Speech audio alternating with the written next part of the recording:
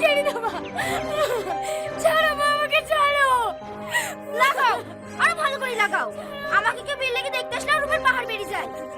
এ কি বলছি বোন, আমি তো সাজিয়েইনি। চুপ কর, আমার মুখের উপর কথা। এবার যদি তোর লেগে আমার মেয়ের বিয়ে ভেঙে যায় না, অগুন তো মুখ পড়ি দেবো। ব্যাগ থেকে পড়ি তো অন্য মাটাকে খেয়েছে, এখন আমাদের পিছনে লেগেছে। খালামা খালামা, বাজার করা হয়ে গেছে, এলেন বাকি টাকা।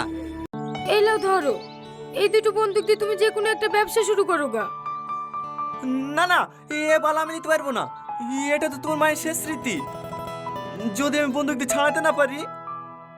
সে বিশ্বাস আমার আছে, আর যদি না পারো ছাড়াবা না। তুমি তো রান্না করতে ভালোই পারো, একটা খাবারের দোকান দাও গা। ঠিক আছে।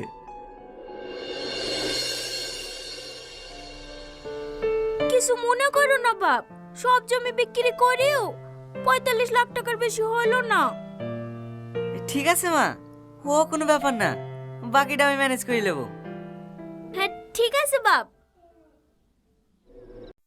আপনারা তো সৎমা নাটকটির পার্ট 1 দেখে ফেলেছেন, কিন্তু পার্ট 2 কবে আসবে এটা তো আপনারা জানেন না।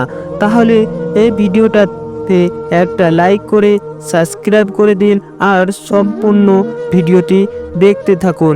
এই ভিডিওতে বলা হবে কবে আসবে, আবার আসবে কি আসবে না।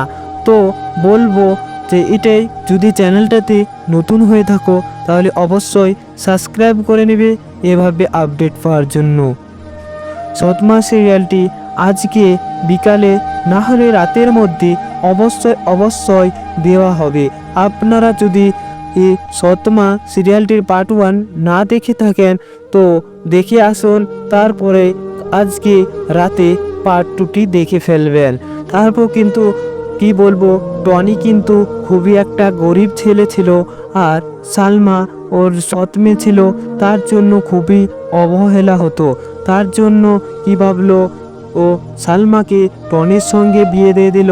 এবার কিন্তু এদিক টনির শাশুড়ি আম্মা আরেক জামাইকে সব জমি বেচে সব টাকা দিয়ে দিল, আর এদিকে কিন্তু সালমা তার সোনার আর হাতের চুড়িগুলো ব্যবসা করার জন্য টনিকে দিয়ে দিল।